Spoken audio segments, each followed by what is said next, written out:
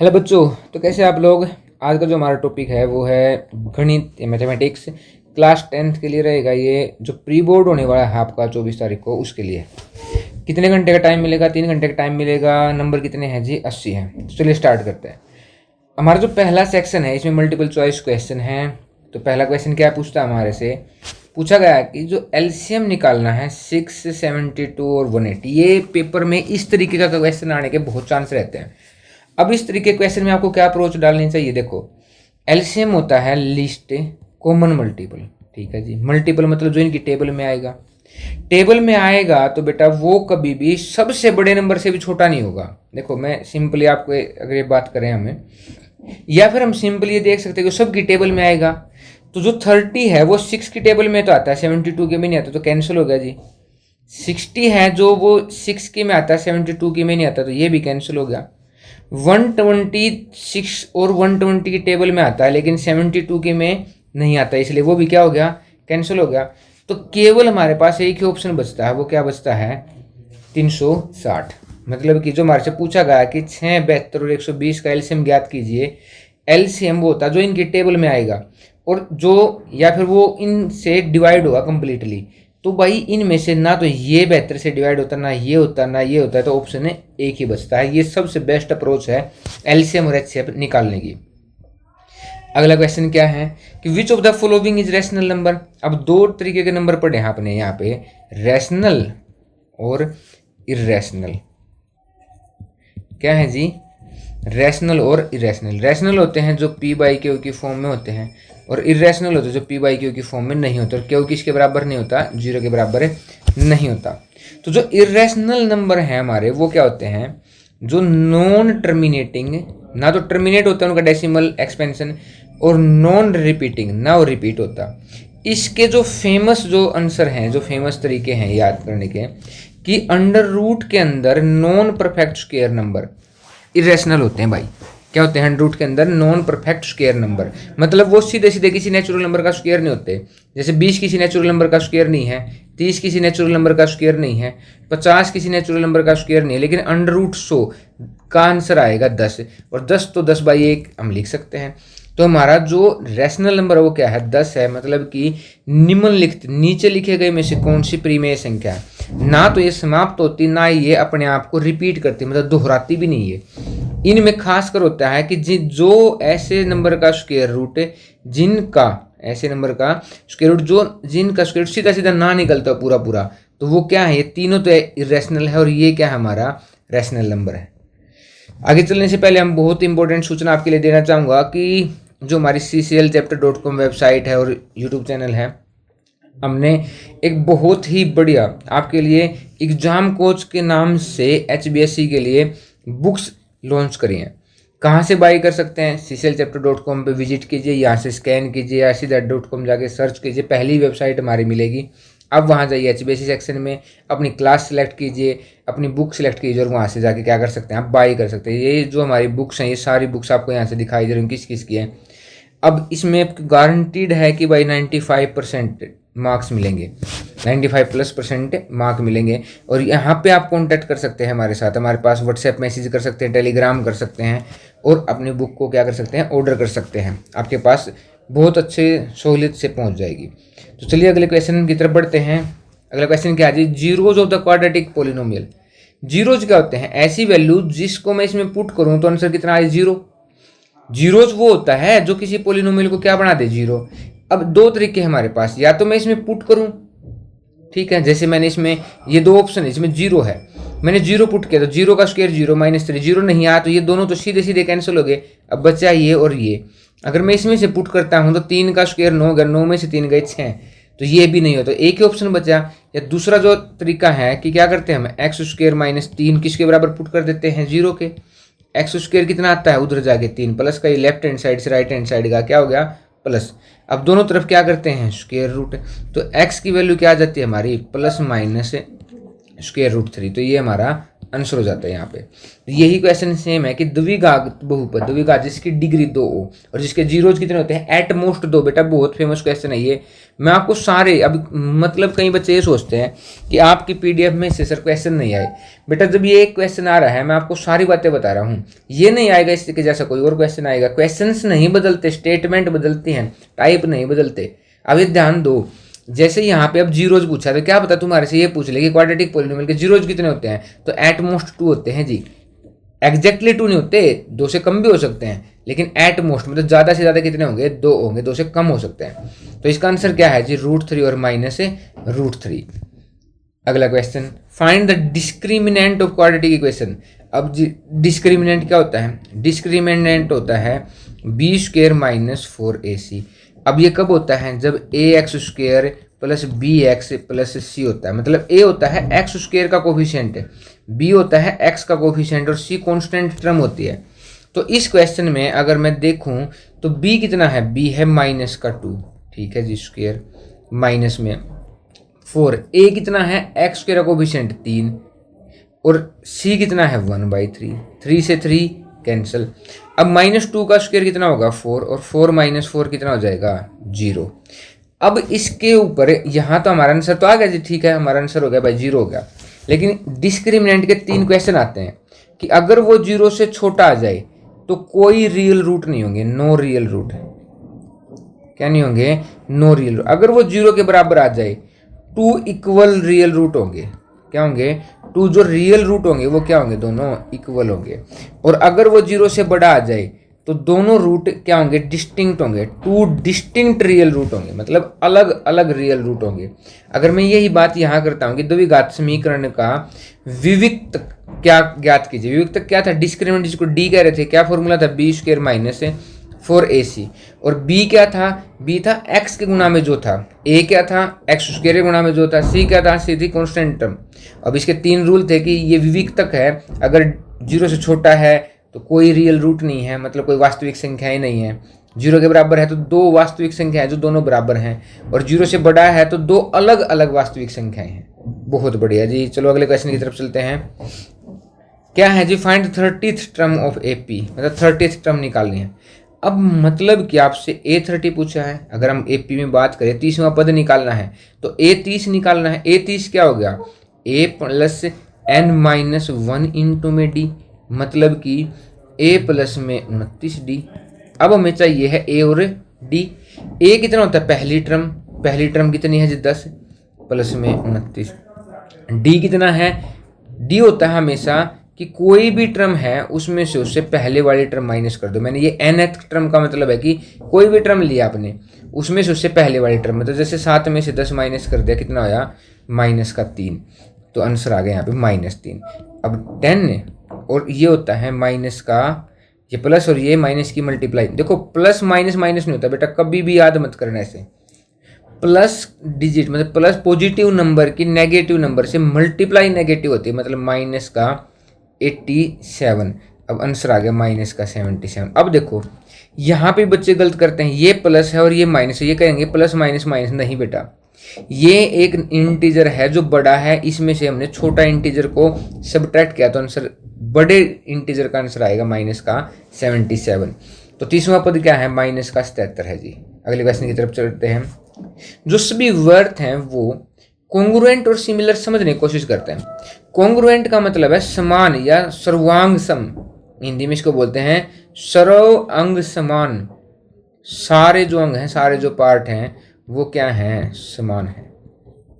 अगर सारे पार्ट समान हैं, लेकिन सर्कल तो ऐसा भी तो हो सकता है, एक सर्कल ये है, एक सर्कल ये है, लेकिन ये देखो आप, ये दोनों सर्कल दिखने में क्या है, एक जैसे हैं, और इसको बोला जाता है सिमिलर, एक जैसा होना, समरूप होना, समान रूप, दिखने में एक जैसे हो, तो आंसर क्या हो जाएगा जी, सिमिलर हो जाएगा। अब मैंने देखो, अब मैंने आपको यहाँ पे ये क्वेश्चन बताया है, मैंने आपको कॉन्ग्रुएंट भी समझा दिया, मैंने आपको सिमिलर भी समझा दिया। क्या होता है, ये ना पूछे स्क्वायर पूछ ले, आपसे ये पूछ ले कि सारे स्क्वायर क्या हैं, वो भी सिमिलर हैं, ठीक है। तो बात ये इतनी सी चेंज हुई है, आपको होगा कि सर इसमें से नहीं आया। बेटा हमेशा हमारी बुक में से ही आते हैं सारे के सारे क्वेश्चन, बहुत मेहनत कर रखी है बुक पे। अगला, द डिस्टेंस बिटवीन, इसके और इसके बीच की डिस्टेंस निकालनी है। तो डिस्टेंस क्या होती है, अगर आपको 2 पॉइंट दिए जाते हैं, एक पॉइंट है x1 y1 और दूसरा पॉइंट है x2 y2, डिस्टेंस फॉर्मूला जी क्या होता है, पहले हम जो x वाले हैं उनमें से चेंज करते हैं, माइनस करते हैं, उसका स्क्वायर करते हैं, प्लस में जो y वाले हैं उनमें से भी माइनस करते हैं, उसका क्या करते हैं, स्क्वायर करते हैं। तो जो x वाला हमने, x कौन है, देखो पहले वाला x होता है, तो मैंने 3 में से माइनस किया माइनस का 2, ठीक है जी।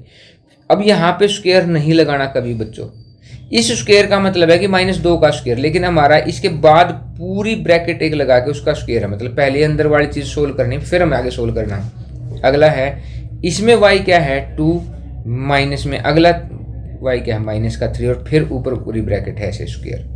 अब 3 में से अगर मैं आपसे माइनस, ये माइनस की यहाँ पे इस ब्रैकेट का मतलब होता है गुणा, माइनस की माइनस से गुणा प्लस होती है, तो 3 प्लस में 2 उसका स्क्वायर, यहाँ भी माइनस की माइनस से गुणा है तो 2 प्लस 3 उसका स्क्वायर, मतलब दोनों की जगह यहाँ क्या आएगा 5, यहाँ भी क्या आएगा 5 अंडर रूट में। अब 5 का स्क्वायर 25, 5 का स्क्वायर 25, 25 और 25 से 50, इसको मैं ये भी लिख सकता हूँ 5√2। अब ये कैसे आता है, वैसे तो इन्होंने √50 ही लिखा है, लेकिन इसको लिखते हैं हम 5 गुणा 5 गुणा 2, और एक पेयर में से स्क्वायर रूट के बाहर क्या आ जाता है, एक डिजिट आ जाती है, मतलब एक नंबर आ जाता है, और ये हमारा आंसर हो सकता है। तो ये दोनों आंसर में से कोई भी आपको मिल सकता है बेटा। तो 2 बिंदुओं के बीच की दूरी कैसी होती है, ये हमारा आंसर है √50। अगला क्वेश्चन, इसने कहा कि sin 2a और 2 sin a सही है जब a कितना है। बेटा देखो, इसको मैं दूसरे तरीके से सोल्व करना सिखाऊंगा आपको। हमेशा ना जब हमारे ऑप्शन टाइप क्वेश्चन होते हैं तो ऑप्शन भी पुट कर सकते हैं। मैंने इसमें 0 पुट किया, तो मैंने sin 2 गुणा में 0 बराबर है, अब देखते क्या 2 गुणा में 0 0 और sin 0 0, ठीक है। अगली दूसरी साइड क्या है, 2 गुणा में sin 0, sin 0 की वैल्यू कितनी होती है 0, और 2 गुणा 0 0, तो आंसर क्या होगा, दोनों बार मैच होगा, तो इसका आंसर कितना है 0। तो ये क्वेश्चन ऊपर भी ऐसे ही होगा।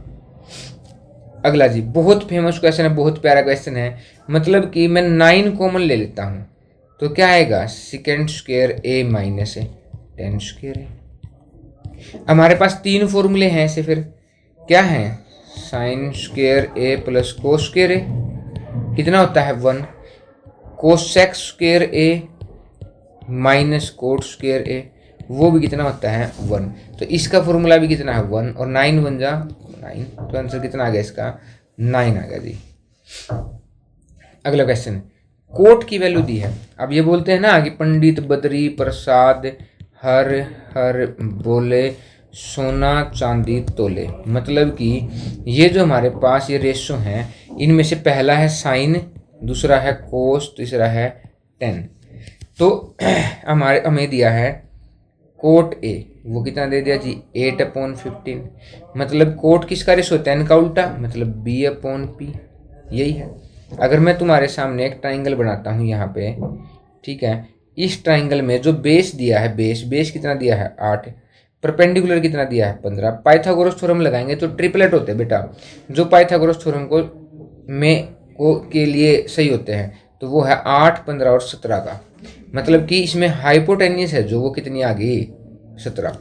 तो हिंदी में अगर मैं तुम्हारे से इसी के बारे में कहूँ कि इसको बोलते हैं कर्ण, इसको बोलते हैं लंब और इसको बोलते हैं आधार, ठीक है जी।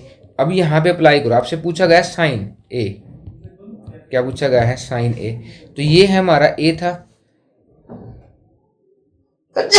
सॉरी, ये हमारा ए था, तो ए के सामने वाला, अब ये देखो ये रेशो है किसका साइन का p/h, तो साइन के ए के सामने 15 और एच हाइपोटेन्यूस कितना 17, तो कितना हो गया 15/17, तो क्या आंसर होगा जी हमारा 15/17। अगले क्वेश्चन की तरफ पढ़ते हैं। इसने कहा कि from a point Q the length of the tangent to the circle is 24 centimetre. तो मुझे मान के चलो कि एक सर्कल बनाना है, बना दिया, एक पॉइंट है क्यू, वहाँ से एक टेंजेंट खींचा गया है, ठीक है, जिसकी लेंथ कितनी है 24। अब टेंजेंट की खास बात क्या होती है कि अगर मैं सेंटर से उसके पास लाइन ज्वाइन करूं तो वो चीज़ क्या होती है 90 डिग्री का एंगल बनाती है। क्या बनाती है जी 90 डिग्री का एंगल। और इसने बोला है कि वो अपनी सेंटर से कितना दूर है 25 सेंटीमीटर दूर। कितना दूर है 25 सेंटीमीटर। यह ओ, इसको मान लो बी मान लिया हमने। तो रेडियस बतानी सर्कल की। अब जैसे हमें 90 डिग्री का एंगल दिखता है तो क्या दिखाई देता है, पाइथागोरस थ्योरम। और किसका 7, 24, 25 का क्या होता है, ट्रिपलेट होता है। 7, 24, 25। देखो बेटा ये जो फॉर्मूला है ना, हाइपोटेन्यूस का square is equal to perpendicular का स्क्वायर प्लस बेस का स्क्वायर, मतलब कि कर्ण का स्क्वायर इज इक्वल टू लंब का स्क्वायर प्लस में आधार का स्क्वायर। तो इस बात को जो प्रूव करते हैं उन 3 नंबर को क्या बोलते हैं, ट्रिपलेट बोलते हैं। और इनमें जो सबसे बड़ी साइड होती है वो होती है कर्ण, जैसे कि 3, 4, 5। ठीक है, मैं यहाँ थोड़ा इनको इरेज करके लिखता हूँ। 3, 4 फेमस ट्रिपलेट वही आते हैं बार बार, 3, 4, 5। इनका डबल भी 6, 8, 10। ठीक है, फिर है 5, 12, 13, 15, 8, 17, 7, 24, 25। ये 4 ही तो हुए जो फेमस है। जैसे मैंने देखा कि हाइपोटेन्यूस तो 25 है, 90 डिग्री के सामने वाले को बोलते हैं हाइपोटेन्यूस। तो 24 ये हो गया, 25 ये हो गया, तो ये कितना हो गया 7। तो हमारी रेडियस कितनी है, जो मतलब कि त्रिज्या है वृत्त की त्रिज्या, वो कितनी है 7 है। अगले क्वेश्चन की तरफ चलते हैं। How many tangents can drawn from outside. देखो अगर मान लो एक मैं सर्कल लेता हूँ। अब पहले तो ये समझते हैं कि सर्कल के ऊपर क्या क्या बातें होती हैं। ये सर्कल एक ऐसे पॉइंट का ग्रुप है जो किसी फिक्स पॉइंट से इक्वल दूरी पे है। अब कोई भी एक पॉइंट बाहर है तो वो इसके ऊपर हमेशा 2 टेंजेंट खींच सकता है। कितने टेंजेंट खींच सकता है, 2 टेंजेंट खींच सकता है। अगर कोई इसके ऊपर एक पॉइंट है तो कितने टेंजेंट खींचेगा, वो 1 टेंजेंट खींच सकता है हमेशा इसके ऊपर। और अगर इसके अंदर है तो वो कोई भी टेंजेंट नहीं खींच सकता। मतलब कि हम वृत्त के बाहर हैं तो कितनी स्पर्श रेखाएं खींच सकते हैं बेटा, अगर वृत्त के बाहर हैं तो केवल 2 बराबर स्पर्श रेखा, ये हमेशा बराबर भी होती है। ऊपर है तो 1, अंदर है तो 1 भी नहीं। इन्हें बोलते हैं जो टच करके जाए, जैसे ये यहाँ से आगे जाएगी तो टच करके चलेगी ना ये यहाँ पे, तो इनको बोलते हैं स्पर्श रेखाएं। तो कितनी स्पर्श रेखाएं खींच सकते हैं, बाहर हैं तो 2, अंदर हैं तो 1, और ना अंदर है तो 1 भी नहीं, ऊपर है तो 1। और अगर सर्कल के ऊपर पूछा जाए आपसे कितनी स्पर्श रेखाएं खींचा सकते हैं, इनफाइनाइट, अनंत। देखो यहाँ से थोड़ा सा मिसप्रिंट हो गया है, यहाँ से कितने पॉइंट का ग्रुप होता है, इनफाइनाइट। तो कितनी, एक पॉइंट पे कितनी स्पर्श रेखा आएंगी, एक ही स्पर्श रेखा होगी हमेशा। तो इसका आंसर क्या है, ओनली, ओ ये थोड़ा सा मिसप्रिंट हो गया भाई, यहाँ पे है ओनली 2। क्या है, ओनली 2। इसने पूछा find the area of the circle whose circumference. अब बेटा जैसे ही आपको परिधि दी जाए या सर्कमफ्रेंस दी जाए तो मुझे मेरे दिमाग में परिधि का या सर्कमफ्रेंस का फॉर्मूला आना चाहिए। वो कितना था, 2πr। ठीक है जी। और यहाँ से मैं क्या निकाल सकता हूँ, r। वो कैसे निकलेगी, 22 के डिवाइड में 2 भी जाएगा और ये पाई भी जाएगा। पाई होता है 22/7, 7 जाएगा ऊपर, 22 से 22 कैंसिल, रेडियस आ गई 7/2। और पूछा गया है एरिया। एरिया का फॉर्मूला होता है पाई 22/7, r 7/2 इसका स्क्वायर, r से r कैंसिल, 2 से 11, कितना हो गया 77/2, मतलब कि 38.5 सेंटीमीटर स्क्वायर। एक और गजब बात बताता हूँ आपको, एरिया हमेशा यहाँ पे स्क्वायर में आता है, एरिया स्क्वायर में, वॉल्यूम क्यूब में, और सर्कमफ्रेंस एक ही पावर में आते हैं। तो इसका आंसर कितना, परिधि मिल गया में, तो क्षेत्रफल निकाला वृत्त का तो कितना होता है πr²। Area of the sector. अब एरिया ऑफ द सेक्टर निकालना है जब p डिग्री का एंगल बनाया है। मतलब कि अगर मैं एक सर्कल ले लूँ तुम्हारे सामने और मैंने बोल दिया कि यहाँ से ये होगा, इसने p डिग्री का एंगल बनाया, तो मेरे पास एरिया का फॉर्मूला होता है πr²। मैंने उसके 1 डिग्री का निकालने के लिए किससे डिवाइड कर दिया, 360 से, और p का निकालने के लिए किससे गुणा करोगे, p से।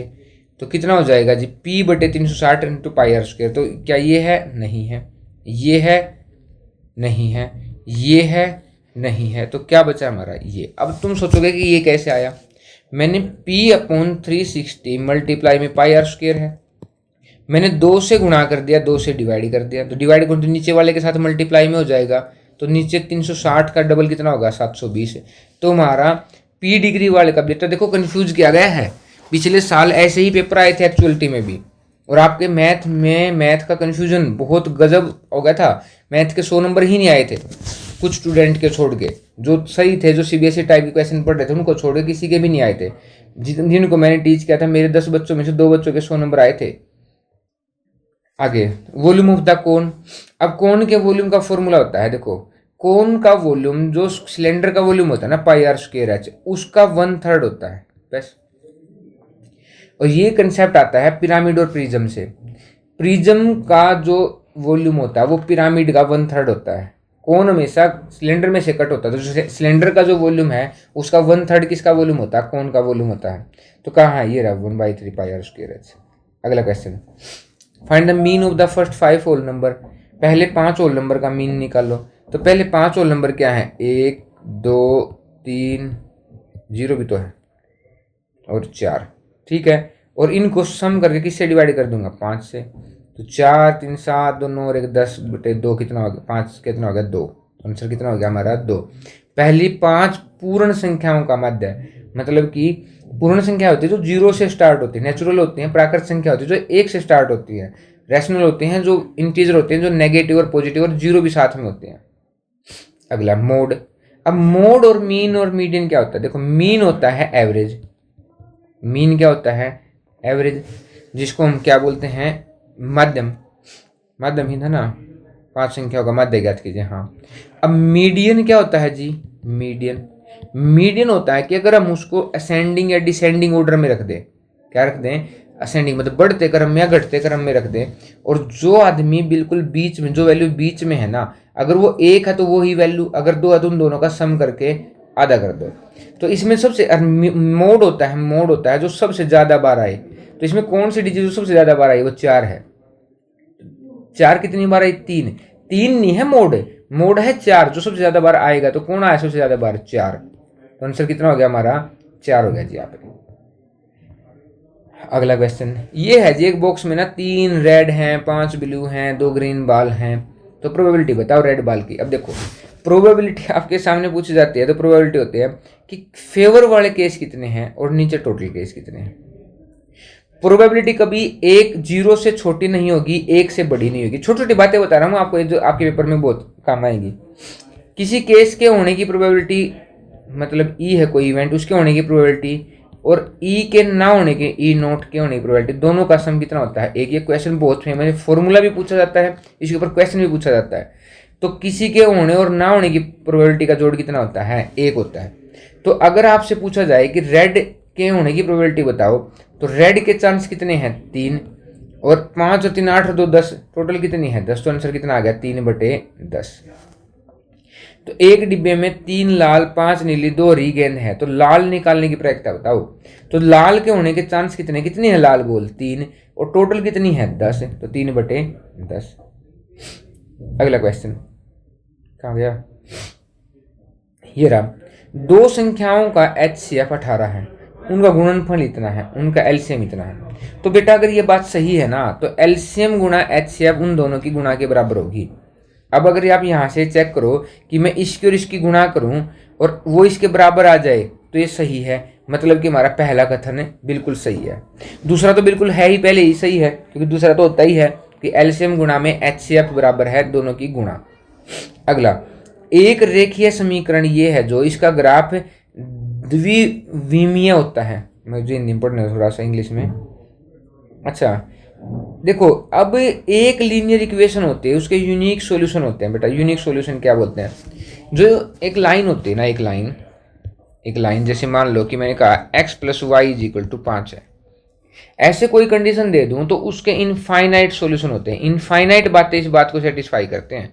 1 और 4 जिनका सॉल्यूशन ये है, 4 और 1, 3 और 2, 2 और 3, ये सारे ही इनफाइनाइट नंबर हैं जिनका जोड़ कितना है से आएगा। मतलब कि अगर मैं बात करूं तुम्हारे से, तो इस ऐसी, ये गलत हो गया भाई, इसके यूनिक सॉल्यूशन नहीं होते। तो एक ही रीजन है, जब एसर्शन गलत होता है तो उसका आंसर क्या होता है, डी होता है। तो हमारा इसका आंसर भी क्या होगा, 20 क्वेश्चन का डी होगा। अगले क्वेश्चन की तरफ बढ़ते हैं। इनको सोल्व करना है। अब सोल्व करने के हमारे पास 2 तरीके होते हैं। 2 तरीके क्या क्या हैं, एक तो होता है सब्स्टिट्यूशन मेथड, आप कोई भी एक मेथड यूज कर सकते हो, और एक होता है एलिमिनेशन मेथड। एलिमिनेशन में तो क्या, सब्स्टिट्यूशन में क्या करते हैं उसको समझते हैं। 7x minus 15y is equal to 2 और x plus 2y is equal to 3। मैं किसी एक इक्वेशन को सोल्व करूंगा, ये 1 है ये 2 है, तो मैंने इसको 2 को सोल्व किया तो x इज इक्वल टू कितना आया 3 माइनस 2y। इसको मैं पुट करूंगा किसमें, equation, put the value of x in equation 1, put किया जी तो कितना आया 7 इंटू में x की वैल्यू कितनी है 3 माइनस 2y। बेटा जब पुट करो तो हमेशा ब्रैकेट लगा के पुट करो, माइनस के 15y इज इक्वल टू 2। अब इसको बोलते हैं डिस्ट्रीब्यूशन, अंदर गुणा करना, इसकी इसके साथ भी और इसके साथ भी। तो 7 की 3 से मल्टीप्लाई करिए 21, 7 की 2 से करिए, प्लस की माइनस से मल्टीप्लाई 14y, माइनस में कितना हो गया 15y इज इक्वल टू 2। ठीक है जी, ओके हाँ। तो अब ये 14 और कितना हो गया माइनस का 19y। अब ये 21 इधर प्लस का तो उधर जाके माइनस का, मतलब 2 के माइनस में 21 हो गया, तो ये हो गया माइनस का 19y, इधर भी कितना आ गया माइनस का 19। अब ये y आ गया माइनस 19 डिवाइड में माइनस का 19। अब डिवाइड में मल्टीप्लाई में दोनों कट के आंसर कितना आया 1। अब हमारी y की वैल्यू दोबारा मैं इस इक्वेशन 3 में पुट करूंगा, putting the value of y in equation 3, तो x इज इक्वल टू कितना हो जाएगा 3 माइनस 2 इंटू में 1, 2 1 जा 2, 3 माइनस 2 1, तो x भी कितना आ गया 1। तो इसका आंसर कितना आया x भी 1 और y भी 1। तो एक तरीका तो है ये, ठीक है, जिसको क्या बोला गया हमारे इसने सब्स्टिट्यूशन मेथड। दूसरा तरीका क्या होता है एलिमिनेशन। एलिमिनेशन मेथड में क्या करते हैं जी हम, 7x minus 15y is equal to 2 है और x plus 2y is equal to 3 है। हम इनके कोफिशिएंट इक्वल कर देते हैं, या तो x के कर दो या y के कर दो। जैसे यहाँ पे x के गुणा में कितना है 7, यहाँ पे है 1, तो मैं इसको 7 से मल्टीप्लाई करता हूँ पूरी इक्वेशन को। तो लिखो इक्वेशन को, 7 की x से करी 7x, 7 की इससे करी 14y, 7 की इससे करी 21। ऊपर वाली इक्वेशन लिखो 7x minus 15y is equal to 2। अब मैं इस इक्वेशन में से किसी एक इक्वेशन में से, देखो दोनों प्लस के हैं तो मुझे माइनस करना पड़ेगा, ये माइनस से प्लस हो जाएगा, ये माइनस हो जाएगा, ये कट गया। अब प्लस के 14 प्लस के 19, ओह शायद गलत हो गया भाई, मैंने पिछली बार 29 लिखा था, मिस्टेक होगी मेरे से, ठीक है, वो 19 लिखा गया। तो कितना होगा 29y और इधर कितना आएगा 19। तो हमारी y की जो वैल्यू आई है, y की वैल्यू आई है 19/29।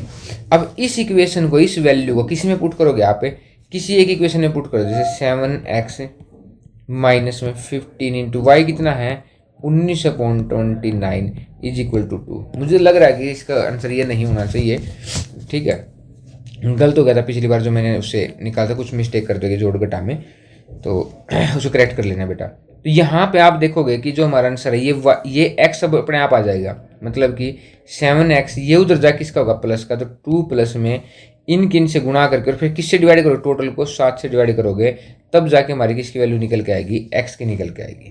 तो ये दो मेथड है हमारे, एक मेथड का नाम है सब्स्टिट्यूशन, एक मेथड का नाम है एलिमिनेशन।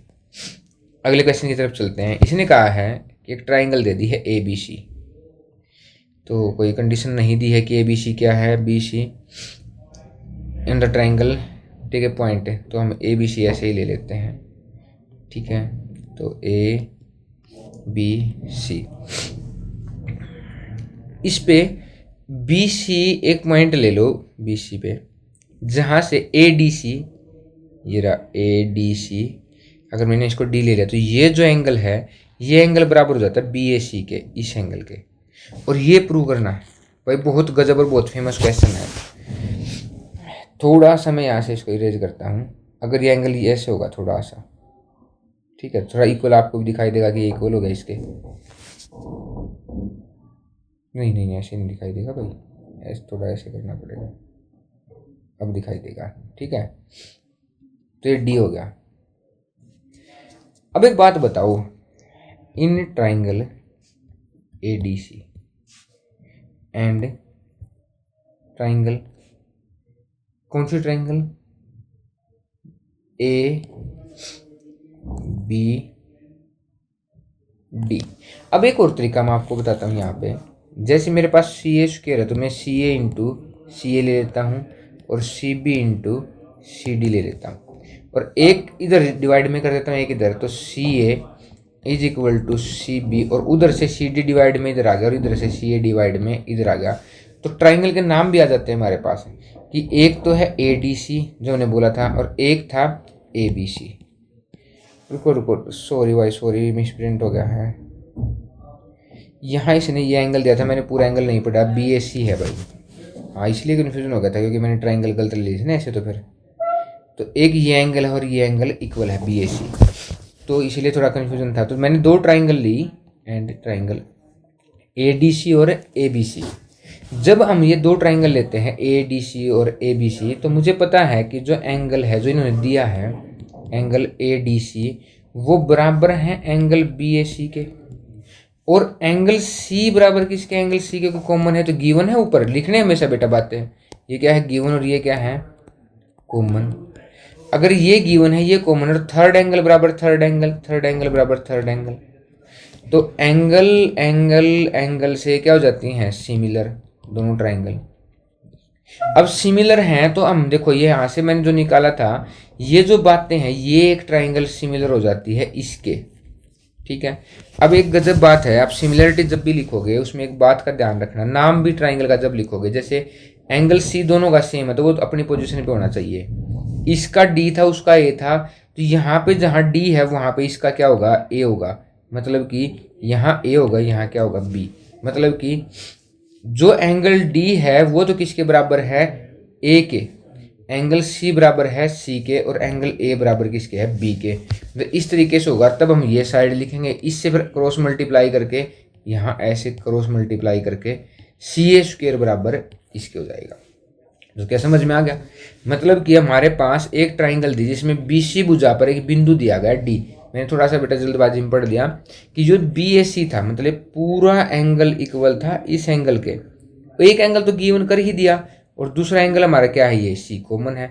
तो सिमिलर मतलब समरूपता वाली बात यूज कर लेंगे कि कौन से एंगल एंगल एंगल से तीनों एंगल क्या हो जाएंगे, तीनों बातें दोनों ट्राइंगल्स सिमिलर हो जाएंगी, और सिमिलर होने से हम ये रेशो लिखेंगे, ये से यहाँ जाएंगे।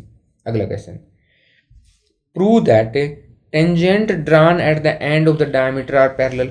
मतलब मान के चलो आप लोगों से सर्कल ड्रा कर लिया, मैंने उसके सेंटर में से डायमीटर ड्रा कर दिया, डायमीटर के एंड से अगर मैं एक टेंजेंट ड्रा करता हूं, यहाँ पे एक टेंजेंट ये है मेरा और एक टेंजेंट ये टेंजेंट दोनों एक दूसरे के पैरेलल है। जैसे ही हमें एक बात पता है हमें कि टेंजेंट से अगर हम एक लाइन टच करते हैं तो हमेशा क्या बनता है 90 डिग्री का एंगल, ये भी क्या है 90 डिग्री का एंगल। अगर मैं इसके नाम रख दूं इस टेंजेंट का AB और इस टेंजेंट का नाम रख देता हूं CD, तो मुझे as we know that the angle O, इसको PQ कर देते हैं, तो OPD इज इक्वल टू 90 और angle OQA is equal to 90। क्यों है, क्योंकि हमने क्या ड्रा किया, टेंजेंट को सेंटर से मिला है, कितने का एंगल बनता है 90 डिग्री का। तो हम कह सकते हैं रिवर्स ऑफ अल्टरनेट एंगल। ये देखो किसकी शेप बन गई यहाँ पे बेटा, ये जेड की शेप बनती हुई देखो, दिखाई दे रही होगी आपको, ये जेड की शेप, उल्टे जेड की ये भी होती है, ये दूसरी भी साइड से भी ले सकते हैं। तो रिवर्स ऑफ अल्टरनेट एंगल, दोनों इक्वल हैं, यहाँ पे लिख देंगे कि हम ये दोनों एंगल क्या हैं इक्वल हैं। तो रिवर्स ऑफ अल्टरनेट एंगल से मैंने क्या कह सकते हैं पैरेलल कह सकते हैं भाई, क्या कह सकते हैं पैरेलल। मतलब कि सिद्ध करने के लिए बोला है कि किसी भी वर्त के किसी भी व्यास के सिरों पर खींची गई रेखाएं समानांतर होती हैं। मतलब कि ये जो दोनों रेखाएं हैं ये दोनों रेखाएं पैरेलल समानांतर प्रूव करनी है। तो जो एकांतर कोण है उसका उल्टा प्रूव हो जाता है, ये एकांतर कोण होते हैं ऐसे, तो उसका उल्टा अगर मतलब या तो ये एकांतर होने चाहिए तभी, या पैरेलल लाइन होगी तभी तो ये पोजीशन वाले एंगल इक्वल है, वैसे हो ही नहीं सकते। अगला क्वेश्चन, दो कंसेंट्रिक सर्कल हैं, एक सर्कल है ऐसा, ठीक है, दूसरा सर्कल है ऐसा। कंसेंट्रिक सर्कल है मतलब कि इनके सेंटर है बीच में, एक की रेडियस कितनी दी है 3 और दूसरे की रेडियस कितनी दी है 5। इसने बोला है कि एक ऐसा टेंजेंट जो इसको टच करे और यहां से जाए उसकी क्या निकालो, उसकी लेंथ निकालो। तो अगर मैं इसको यहाँ से ज्वाइन करता हूँ, ये क्या बड़े सर्कल की रेडियस, तो इसको 5 लिखा गया, इसको मैं यहाँ से ज्वाइन करूँ तो ये क्या है छोटे सर्कल की रेडियस, इसको 3 कहा गया है। अब ये जो पॉइंट, ये जो ए बी है, ये ए बी इसका टेंजेंट हो गया। टेंजेंट क्या करता है, 90 डिग्री का एंगल बनाता है। और 90 डिग्री का ट्राइंग एंगल देखते ही मेरे दिमाग में क्या आएगा बेटा, पाइथागोरस थ्योरम। और मैंने 3 5 4 का ट्रिपलेट बताया था कि अगर 5 हाइपोटेनियस है, 3 परपेंडिकुलर है, तो 4 क्या हो जाएगा, बेस। अगर मैं इसको ओ मान लूँ, अगर ओ बी 4 है तो ओ ए बी कितना है, 4। 2 केस होते हैं बेटा, या तो हम इसको ये कहते हैं कि सर्कल किसी भी कोड पे सेंटर से डाला गया लंब या परपेंडिकुलर है, उस कोड या उस जीवा को 2 भाग बराबर भागों में बांटता है। तो एक 4 इधर है और एक 4 इधर है, तो दोनों का 4 का और 4 का जोड़ कितना हो जाएगा, 8। ये भी हमारी बुक में, सारे क्वेश्चन हमारी बुक से हैं बेटा। और बुक कहाँ जाके बाई करोगे आप, cclchapter.com पे जाओगे या फिर हमारे पास व्हाट्सएप कर सकते हैं, आपको बुक मिल जाएगी। बुक से बाहर कुछ नहीं आता बेटा, बहुत मेहनत करके किया। अगला क्वेश्चन, अब हमें क्या करनी है, इनकी वैल्यू पुट करनी है जी। हमें पता है कि 1045 की वैल्यू कितनी होती है, 1, तो उसका क्या है, स्क्वायर। प्लस में cos 30 है, उसकी वैल्यू है √3/2, उसका स्क्वायर है। माइनस sin 60 है, उसकी वैल्यू भी कितनी है, √3/2, उसका स्क्वायर है। दोनों की वैल्यू सेम है तो ये तो कैंसिल होगी। 1 का स्क्वायर कितना होता है, 1, और 1 की 2 से गुणा करेंगे कितना आंसर आएगा, 2। बस सिंपल सा है। अगला, find the area of the quadrant of the circle, मतलब कि चतुर्थांश मतलब चौथे हिस्से का एरिया निकालो जिसकी परिधि। अब आपको मैंने पहले भी कहा था कि अगर परिधि गिवन कर दें, दे दें, तो परिधि का फॉर्मूला होता है ये। और इसको हमने सोल्व भी किया था और क्वेश्चन था एमसीक्यू में, आंसर भी आया था, रेडियस कितनी है, 7/2। इसके चौथे हिस्से का एरिया निकालना है, तो चौथे हिस्से एरिया का फॉर्मूला क्या होता है, πr²। चौथा हिस्सा निकालने के लिए 4 से डिवाइड करोगे, पाई की वैल्यू 22/7 पुट करोगे, रेडियस की 7/2 पुट करोगे, डिवाइड में और चीज भी है, 4 भी है, इसको क्या कर देना, सोल्व। हमारा क्या निकल के आ गया, वृत्त के चतुर्थांश का एरिया निकल के, क्षेत्रफल निकल के आ जाएगा जी। अगला question, length of the minute and कैसे होता है, अगर मान लो एक क्लॉक है और उसमें मिनट एंड थोड़ा सा बड़ा होता है बेटा। मिनट एंड क्या होता है, ऐसे बड़ा होता है, और वो कितना है, 14 सेंटीमीटर, ठीक है। उसके द्वारा 5 मिनट में स्वैप किया गया एरिया। अब देखो वो टोटल कितना घूमता है, 1 घंटे में 60 तक, यहाँ से आएगा, यहाँ से स्टार्ट करेगा और यहीं आके दोबारा मिल जाएगा। मतलब कि पूरा एंगल है 360 का, इसको वो 60 मिनट में करता है, तो 60 से डिवाइड करूंगा, मतलब 1 मिनट में कितने डिग्री का एंगल हो गया, 6 डिग्री का। तो 5 मिनट में कितने का हो गया एंगल हो गया भाई साहब, 30 डिग्री का। अब हमारे पास एरिया निकालने की बात करिए, मतलब सुई द्वारा जो स्वीप क्षेत्रफल निकालना है। क्षेत्रफल का फॉर्मूला होता है πr²। और अगर स्वैप किया गया एरिया θ/360 गुना πr² होता है, तो थीटा कितना है, 30, 360 ये रहा। पाई कितना होता है, 22/7। रेडियस कितनी है, 14 गुना 14, तो 7 से कट गया 2, 30 से कट गया 1 0 से 1 0, 3 से कट गया 12, 2 से कट गया 6, 2 से कट गया 3, यहाँ हो गया 11। इनकी गुणा करके 3 से क्या कर देंगे, डिवाइड। ये हमारा मिनट एंड का एक 5 मिनट में जो एरिया स्वैप किया उसने कितने डिग्री के एंगल के साथ, 30 डिग्री के एंगल के साथ, वो एरिया निकल के आ जाएगा। मतलब 11 गुणा 14/3, मतलब 11 चौक 44 और 11 कम 11 और 4 54/3 सेंटीमीटर स्क्वायर हो जाएगा जी। अब ये आगे जी हमारे लास्ट और बड़े क्वेश्चन, बहुत अच्छे से समझना बेटा। मैं आपको यहाँ पे दूसरा क्वेश्चन भी समझाऊंगा, उसके भी आने के चांस बहुत होते हैं। अब पहले तो होता है कि हम इसको कंट्राडिक्टरी मानते हैं, तो लेट ऑन कंट्रारी मान लिया हमने, इसको क्या मान लिया, 5 माइनस √3 को p/q मान लिया, मतलब रैशनल नंबर मान लिया। और जहाँ पे p और q दोनों को प्राइम इंटीजर हैं, जी, इंटीजर, ठीक है, इंटीजर हैं, तो मैंने ठीक है जी। अब बिल्कुल सिंपल सा, मैं इस √3 को उधर लेके चलाया, किसका हो गया, प्लस का। ये p/q इधर आ किसके हो गए, माइनस के। मैंने ऐसे लिखा, सोल्व किया q, तो कितना आया, 5q माइनस p। अब एक बात बताओ, यहाँ इन्होंने लिखा था कि जो √3 है ये इरेशनल है, p/q रैशनल है, 5 भी रैशनल है। तो एक रैशनल में से दूसरे रैशनल को माइनस करूंगा तो क्या निकल के आएगा, रैशनल। एज वी नो, जैसे हम जानते हैं, नो है कि जो रैशनल है वो बराबर नहीं होगा इरेशनल के। मतलब कि जो हमने माना है वो गलत हो गया। गलत हो गया तो इसका मतलब क्या होगा, 5 माइनस रूट 3 क्या हो गया, इज एन इरेशनल नंबर हो गया भाई साहब। सिंपल सा, इसमें ऐसे ही करोगे आप। सीधा रूट 3 पूछे तब अलग तरीके से करोगे, लेकिन ऐसे करोगे तो इसको पी बाई क्यू मानोगे, एक तरफ रैशनल रख लोगे इरेशनल, और एक तरफ क्या कर लोगे रैशनल। सोल्व करोगे, कहोगे कि ये तो रैशनल है और ये रैशनल है और ये दोनों इक्वल हो नहीं सकते, तो हम इन्हें क्या कहेंगे, इरेशनल नंबर कहेंगे। अब आपके लिए एक बहुत फेमस क्वेश्चन दूसरा क्या होता है, जैसे रूट 2 रूट 5 ऐसे भी होता है, तो रूट 2 को भी क्या मानते हैं हम, रैशनल। रैशनल मानेंगे तो क्या होगा, P by Q. P by Q मानेंगे तो पी और क्यू क्या है, को प्राइम इंटीजर है भाई, ये बात ध्यान रखनी है। और क्यू बराबर नहीं है 0 के, ये दोनों बातें लिखनी है। यहाँ लिखते हैं हर बार कि पी और क्यू क्या है, को प्राइम इंटीजर। अब दोनों तरफ क्या करते हैं, स्क्वेयरिंग ऑन बोथ साइड। तो मैं थोड़ा यहाँ से चलाता हूँ, तो इधर रूट 2 का स्क्वेयर होगा, उधर होगा P square upon P upon Q का होल स्क्वेयर। रूट 2 के स्क्वेयर से कैंसिल 2, यहाँ होगा P square upon Q square. Q square divide में उधर जाके मल्टीप्लाई में, तो P square is equal to 2 Q square. अब यहाँ से दो बातें समझते हैं, उसको पूरा समझना है। मैंने डिवाइड किया एक नंबर ए को बी से, तो क्या आएगा क्यूसेंट, और नीचे आएगा रिमाइंडर, और ए को लिखते हैं बी क्यू प्लस आर। जब रिमाइंडर बचेगा, रिमाइंडर कब बचा, जब कंप्लीट डिवाइड नहीं करते।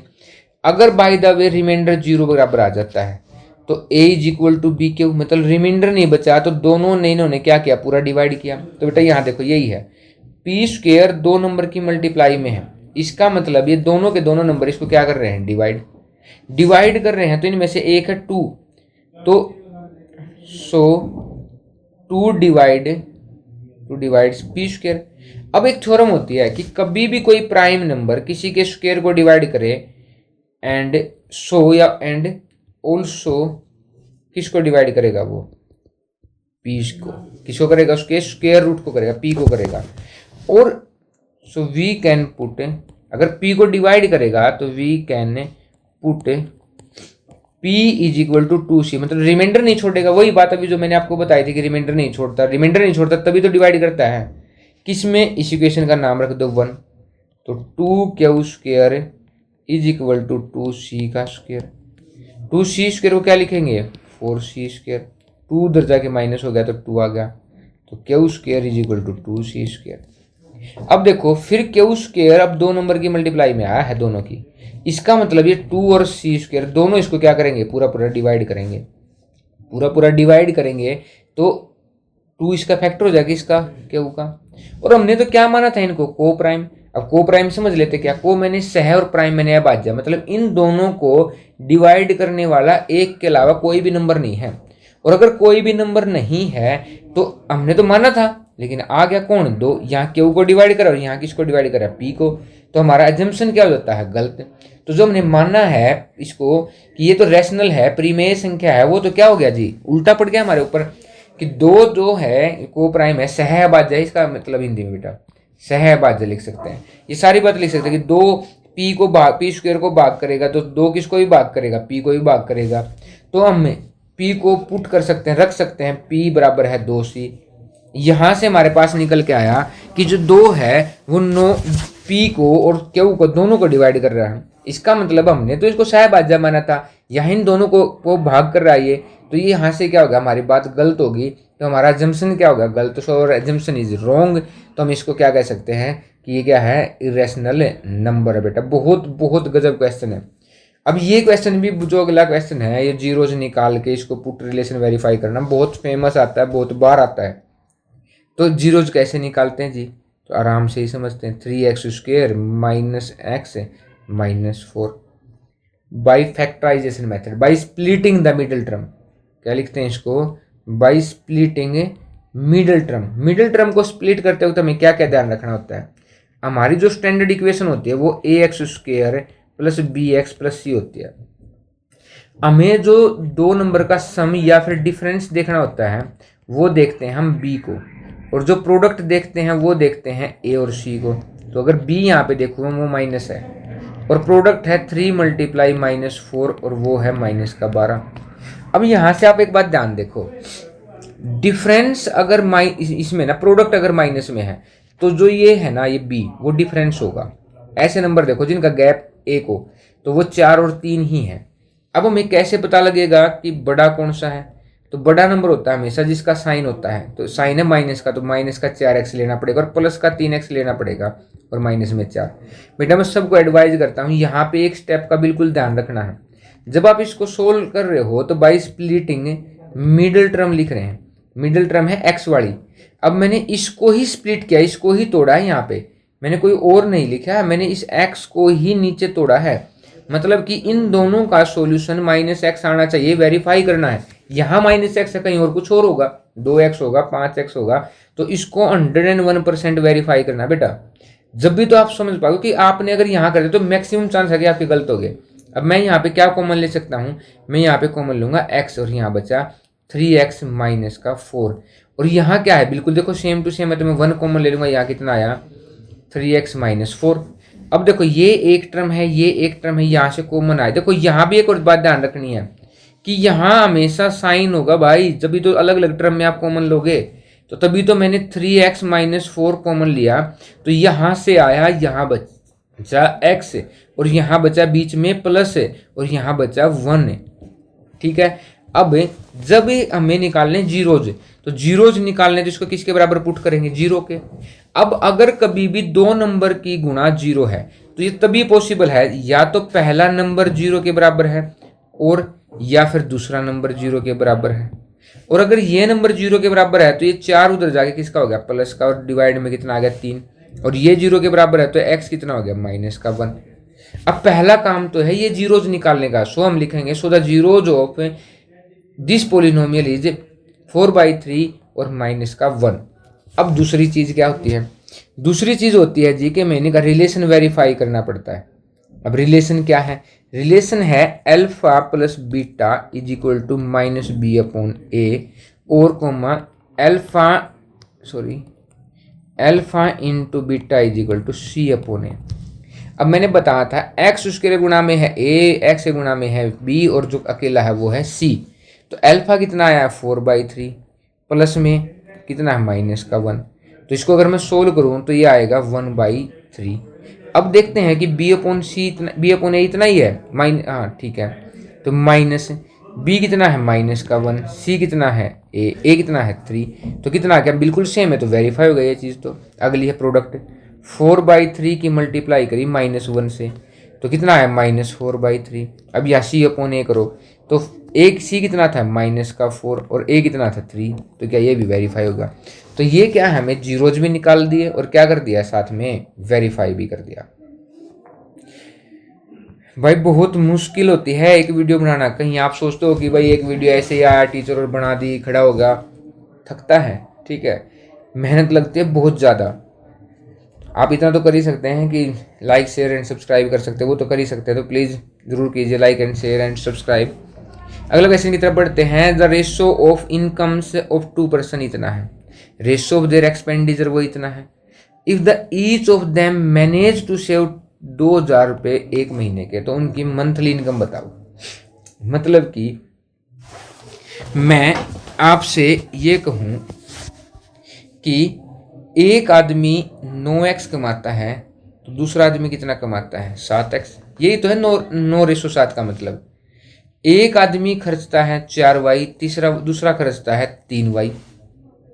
अब सेविंग कैसे होती है? सेविंग होती है कि खर्चे में से मैं किसको घटा दूं ना, कमाई में से किसको घटा दूं? खर्चे को। कितने हो गए? 2000 रुपये। दूसरे ने भी क्या किया? खर्चे में से कमाई को ना, कमाई में से खर्चे को घटा दे, उसने भी कितने बचाए? 2000 रुपये। अब जब इसने ये 2000 रुपये बचाए, यही तो है कि दो व्यक्तियों की आय इतनी है, तो आय है तो हमने मान लिया। हिंदी में तो लिखना और भी आसान है बेटा, हिंदी वाले को तो आता ही है कि मान लिया कि हमने उनकी आय कितनी है। एक की आय है 9x, दूसरे की आय 7x। उनका खर्च मान लिया हमने कितना है, एक का 4y है तो कितना हो गया? 3y। ठीक है। अब क्वेश्चन के अनुसार अगर हम क्या कह सकते हैं कि खर्च, कमाई में से खर्चे को माइनस करूंगा तो क्या निकल के आएगा बेटा? एक इक्वेशन होगी ये, दूसरी इक्वेशन होगी ये। अब आप इसको किससे सोल्व करोगे? या तो आप सब्स्टिट्यूशन मेथड लगाओगे या एलिमिनेशन मेथड लगाओगे। अब बेटा मैं आपसे आपको एक टेस्ट दिया है कि आप इसको दोनों के दोनों मेथड से निकालो, सोल्व करने की प्रैक्टिस करो और मुझे आंसर कमेंट करो। मैं देखूंगा कि कितने बच्चे कमेंट करेंगे और हमारे कितने बच्चे इसको वॉच कर रहे हैं और कितने कमेंट करेंगे। मैं जरूर इस बात को पढ़ूंगा और आपके हर एक क्वेश्चन का हर एक उसका कमेंट का रिप्लाई जरूर दूंगा मैं। अगला क्वेश्चन क्या है कि 5 ईयर 5 साल बाद या 5 ईयर हेंस, इन इंग्लिश में ना समझ में आए तो हिंदी में पढ़ लेना। The age of Jacob will the thrice times of his son. ठीक है जी, मतलब कि मैंने मान लिया कि एज ऑफ जैकब मतलब माना जैकब की उम्र, तो जैकब की उम्र हमने मान ली, एक्स थोड़ा सा क्योंकि जगह कम है तो एक्स मान ली, और जैकब के सन की मान लीजिए हमने वाई। ठीक है, इसने कहा कि 5 साल पहले, तो पहली स्टेटमेंट में बनाते हैं, जो जैकब था वो 3 गुना था अपने बेटे का, तो 3 गुना ऐसे हो जाता। पहली स्टेटमेंट हो गई, पहली स्टेटमेंट के अनुसार पहले कहेंगे। दूसरी बात क्या कही, 5 साल पहले, अच्छा रुको 1 सेकंड रुको भाई, 5 साल बाद था ना, तो इसकी उम्र कितनी होगी x + 5, मिस्टेक होगी भाई, और इसकी कितनी होगी y + 5 का 3 गुना। ठीक है, 5 साल पहले इसकी होगी x - 5 और जैकब के बेटे की होगी y - 5, वो वहाँ कितना था 7 गुना। ठीक है, तो मैंने इसको लिखा x + 5 = 3 की गुना करी 3y प्लस में 15, और यहाँ लिख दिया x - 5 इसकी गुणा करी तो 7y - 35। अगर मैं इस y को इधर लेके आऊँ तो x - 3y = 5 उधर जाके माइनस का हो गया तो 15 में से माइनस गए 10। अगर इस y को मैं इधर लेके आऊँ और ये 5 उधर जाके इसका होगा प्लस का, तो उधर हो गया माइनस के 30। अब हमारी 2 इक्वेशन हुई भाई, एक तो है ये x - 7y = -30। ठीक है, अब हमारा अच्छा तरीका क्या है कि हम यहाँ पे एलिमिनेशन मेथड लगा दें, मतलब ऊपर वाली इक्वेशन में से नीचे वाली माइनस कर दो, तो माइनस करूँगा सबके साइन चेंज हो जाएंगे, ये भी प्लस का ये भी प्लस का, x से x कैंसिल। अब देखो 3y है प्लस का माइनस का, 7 है प्लस का, तो 7 में से 3 गए 4y। अब प्लस का 30 है प्लस का 10 है, तो कितना हो गया 30 और 10 40 y, ये उधर जाके किसमें हो गया डिवाइड में, तो 40/4 कितना आ गया 10। तो जैकब के बेटे की उम्र कितनी है 10। अब किसी भी एक इक्वेशन में, एक इक्वेशन थी ना x - 3y = 10, इसमें पुट कर दो, पुट कर दिया तो y की जगह 3 गुणा में 10 कितना हो गया 30 = 10, तो x कितना हो गया उधर जाके प्लस का कितना हो गया भाई 40। ये है एलिमिनेशन मेथड। आप ऊपर वाले क्वेश्चन में ऐसे ही लगाओगे, कोफिशिएंट बराबर करोगे और क्या करोगे सोल्व करके कमेंट करोगे नीचे। अगला क्वेश्चन क्या है, अगले क्वेश्चन को समझते हैं कि 2 टेंजेंट हैं। ठीक है, 2 टेंजेंट हैं, एक है TP और एक है TQ, मतलब कि यहाँ पे एक पॉइंट है, वहाँ से हमने टेंजेंट ड्रा किया, तो ये T है तो ये है TP और ये है TQ। ठीक है, एक्सटर्नल पॉइंट 30, तो प्रूव करो, यहाँ पे लिख दिया मैंने O। अब मैं इसके सिंपल 2 बातें हैं कंस्ट्रक्ट कर लेते हैं कि हमने O को P से ज्वाइन किया, O को Q से ज्वाइन किया, दोनों एंगल हमारे कितने आगे 90 डिग्री के आगे। अब लिखा है कि प्रूव करो PTQ एंगल, PTQ अब कहाँ है PTQ भाई, ये रहा एंगल PTQ, ये डबल है, इसको थोड़ा ग्रीन कर लेते हैं, ये एंगल डबल है OPQ के, तो कहाँ है OPQ के, ये रहा OP और Q के। क्वेश्चन क्या है जी कि हमें PTQ कहाँ है PTQ, ये रहा PTQ जो हमने बनाया था, इसको थोड़ा सा हम ब्लू कर लेते हैं, और ये जो एंगल है इस एंगल का ये एंगल क्या है डबल है। क्या समझ पा रहे हो आप लोग? हमें प्रूव करना है कि ये जो एंगल है T वाला एंगल है, ये इस एंगल का क्या है डबल है।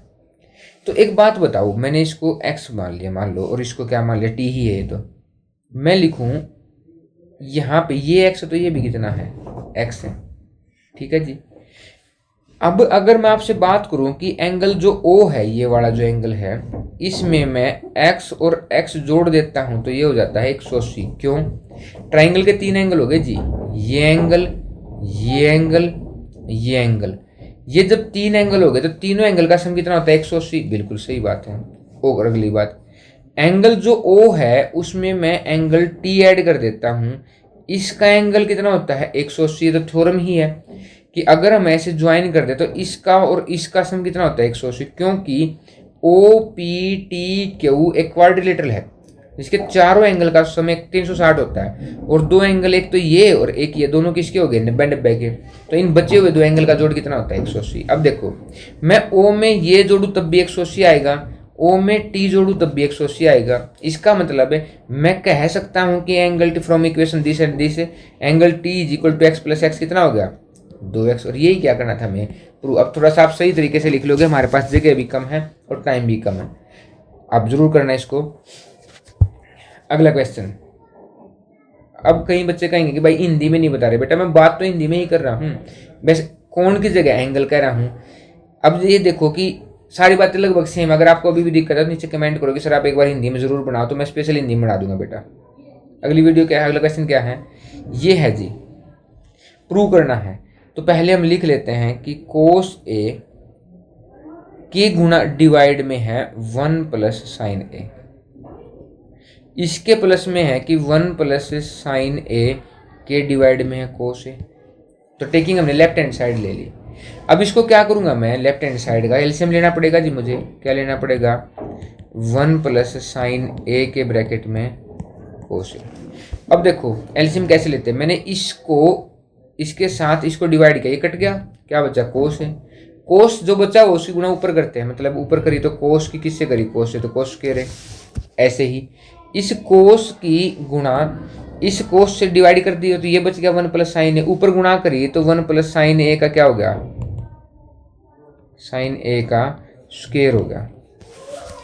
अब सोल्व करो इसको, कोस स्क्वायर ए प्लस में ए प्लस बी का होल स्क्वायर है तो a square plus sine square a plus 2 sine a, ये होता है a square plus b square plus जो फॉर्मूला यूज करो बेटा उसको जरूर से जरूर साइड में लिखने की कोशिश करनी है।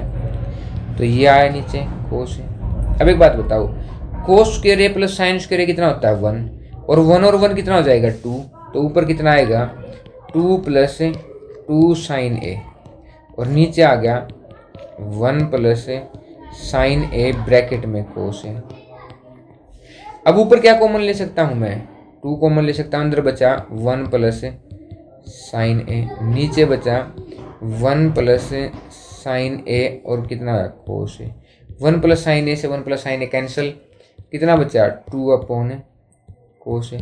कोस का उल्टा मतलब नीचे है तो ऊपर जाके क्या हो जाएगा सीकेंट, और ये किसके बराबर है राइट हैंड साइड के। और क्या कह सकते हैं हेंस प्रूव्ड, भाई साहब प्रूव कर दिया हमने, हेंस प्रूव्ड। अगले क्वेश्चन की तरफ चलते हैं। सेम ट्रिग्नोमेट्री का ही क्वेश्चन है। ओ भाई ये तो सेम ही है, ये नीचे बेटा सेम है, थोड़ा मिसप्रिंट हो गया है, ऊपर बिल्कुल अलग है।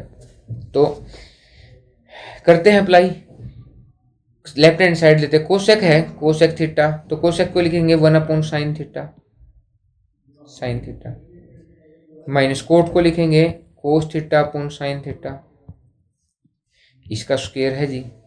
नीचे एलसीएम ले लिया, एलसीएम आया साइन थीटा, ऊपर आया 1 माइनस कोस थीटा, ठीक है। दोनों का स्क्वायर किया तो ऊपर इसका स्क्वायर नीचे इसका स्क्वायर। जैसे हम जानते हैं कि जो ये है साइन थीटा नीचे इसको लिख सकते हैं हम 1 माइनस कोस स्क्वायर थीटा। अभी देखो ए स्क्वायर माइनस बी स्क्वायर, इसको क्या लिख सकते हैं ए प्लस बी और ए माइनस बी, ठीक है जी। अब इससे एक पावर कैंसिल, और ये क्या आ गया हमारा राइट हैंड साइड, तो राइट हैंड साइड आ गई तो हमारा क्या होगा भाई प्रूव हो गया, तो हेंस्ड प्रूव्ड। अगला क्वेश्चन है ये, तो यही सेम टू सेम क्वेश्चन है। क्या पूछा गया है कि 1 card is drawn from the well spread pack of the 52 card से 52 कार्ड थे भाई, उसमें से हमें कार्ड निकालना है। तो दो तीन बातें हैं, और probability of getting a king of red. अब रेड कितने होते हैं 26, ब्लैक कितने होते हैं 26, किंग कितने होते हैं 4, जिसमें से 2 रेड और 2 ब्लैक होते हैं। तो किंग ऑफ रेड है तो probability of king of red ऐसे ही लिखोगे बेटा, कभी भी ऐसे नहीं लिखोगे कि किंग ऑफ रेड बराबर है ना, क्या लिखोगे P of king of red, वो बराबर है कितने हैं रेड किंग 2 बटे कितने हैं 52, ठीक है। अगला है रेड फेस कार्ड। अब फेस कार्ड क्या होते हैं, फेस कार्ड होते हैं टोटल 12, उसमें से 6 रेड होते हैं, तो probability of rid of face card कितने हो गए 6 बटे 52, अगला स्पेड। अब ये सारे कितने होते हैं, 3 3 4 4 होते, 13 13 होते हैं, तो स्पेड होने की प्रोबेबिलिटी है 13/52। तो बहुत अच्छे बहुत अच्छे। तो हमारे क्वेश्चन आ गए हैं भाई, थोड़े से और क्वेश्चन हैं, थोड़े से नहीं है तो बहुत ज़्यादा है, अभी भी हमारी बहुत लंबी वीडियो हो चुकी है। तो पढ़ते हैं। Find the 2 conjugative positive integer which sum of the square. देखो मैं क्वेश्चन बनाऊंगा, अब सोल्व आपको करने हैं, यहाँ से आगे कमेंट करनी है मेरे पास। कंजुगेटिव पॉजिटिव इंटीजर क्या होता है, अगर मैं एक इंटीजर को x मान लूँ तो उस अगला कितना है x+1, और उनके स्क्वायर का सम पूछा है, तो मतलब इसका स्क्वायर करूंगा तो इसका, ये अगले का करूंगा तो x+1 का स्क्वायर, वो कितना हो गया 365, मतलब एक्स स्क्वायर प्लस इसको बोलूँगा मैं x square plus 1 plus 2x = 365। ये होगा, और इसको क्वाड्रेटिक इक्वेशन बनेगी 2x स्क्वायर प्लस 2x, ये इधर आके माइनस का, तो माइनस का 364, 2 कॉमन ले सकते हो तुम, x square plus x minus का 182, ठीक है, =0। ये इक्वेशन सोल्व करनी है। अगला क्वेश्चन इसने पूछा है altitude of the right angle triangle. तो अगर मैं एक राइट एंगल ट्राइंगल ले लेता हूँ यहाँ पे आपके सामने, और उसका जो एल्टीट्यूड है वो बेस से 7 सेंटीमीटर छोटा, अगर मैं इसको x मान लूँ तो ये कितना है x-7, और हाइपोटेन्यूस कितना है 13। सेम इक्वेशन है बेटा, पाइथागोरस थ्योरम लगा दो। जो हाइपोटेन्यूस का स्क्वायर है वो बराबर है बेस का स्क्वायर प्लस परपेंडिकुलर का स्क्वायर। सेम ऊपर भी ऐसे ही था, तो इसके मैं माइनस का फॉर्मूला लगाऊंगा 169, इसका लिखूंगा एक्स स्क्वायर, इसका लिखूंगा एक्स स्क्वायर प्लस 49 माइनस में 14x। ये भी एक क्वाड्रेटिक इक्वेशन आई है, इसको भी आप सोल्व कर सकते हैं। अगर आपसे फैक्टर बन रहे हैं तो सही बात है, नहीं तो क्या लगा सकते हो आप, ये लगा सकते हो -b plus minus √b² -4ac/2a। बहुत प्यारा तरीका बेटा, बहुत फेमस क्वेश्चन, 5 नंबर का क्वेश्चन, इसको बहुत आगे सोल्व करना, बहुत लंबा। अगला question, prove that if line drawn the parallel to the one side of the triangle intersecting the two other side at distance. बेटा बहुत फेमस थ्योरम है, बहुत फेमस थ्योरम है, बहुत ज़्यादा फेमस थ्योरम। क्या पूछा गया है कि अगर एक ट्रायंगल दी है आपको, ठीक है, एक सेकंड रुको, इरेज कर देने दो, कि एक ट्रायंगल है, उसमें एक साइड के पैरेलल और दूसरी साइड को काटने वाली एक लाइन है, मैंने मान लिया ये ए बी और सी है, तो इसने कहा है, इसको मैंने लिख दिया PQ। तो प्रूव करना है हमें AP/PB = AQ/QC। ये बात प्रूव करनी है, और गिवन क्या है, दी क्या गई है कि PQ पैरेलल है BC के, ये बात दी गई है। इसको कैसे प्रूव करते हैं बेटा, इसमें यूज करते हैं हम एरिया ऑफ द ट्राइंगल का। यहाँ पे मैं इसको ज्वाइन करता हूँ कि एक बार इधर से ज्वाइन कर लेता हूँ, और एक बार कहाँ से ज्वाइन कर लेता हूँ, इधर से, ठीक है। एक बार यहाँ से परपेंडिकुलर ड्रा करता हूँ इसके ऊपर, और एक बार यहाँ से परपेंडिकुलर ड्रा करता हूँ इसके ऊपर, इसको लिख लेते हैं EF। तो एक बार तो एरिया लेते हैं, एरिया ऑफ ट्राइंगल APQ, दोनों बार लेते हैं बेटा, और नीचे ले लिया मैंने एरिया ऑफ ट्राइंगल BPQ। अब यहाँ पे एरिया का फॉर्मूला क्या था, 1/2 बेस इंटू हाइट। तो मैंने जो बेस लिया है वो लिया है 1P को, क्योंकि हमें AP चाहिए है।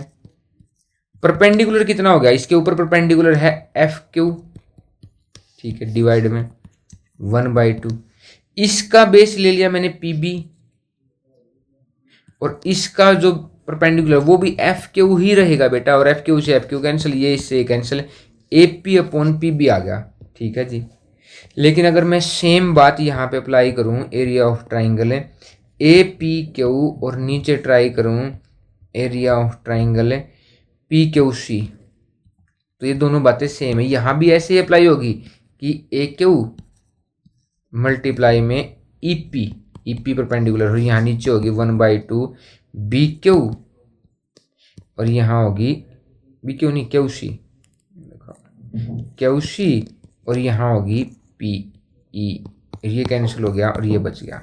अब देखो यहाँ पे ऊपर वाले ट्रायंगल दोनों में सेम है, नीचे वाले ट्रायंगल क्यों इक्वल है, कि एक थ्योरम है कि जब भी पैरेलल साइड के बीच में एक ही बेस पी क्यू बेस पे दो ट्राइंगल बना दिए, एक ट्राइंगल बना दिए पी क्यू बी और एक बना दिए पी क्यू सी, इनका एरिया सेम होगा, मतलब ये दोनों चीज बराबर हैं, तो उधर वाले भी क्या होंगे बराबर, और हमारी बात क्या होगी यहाँ पे प्रूव हो जाती है बेटा।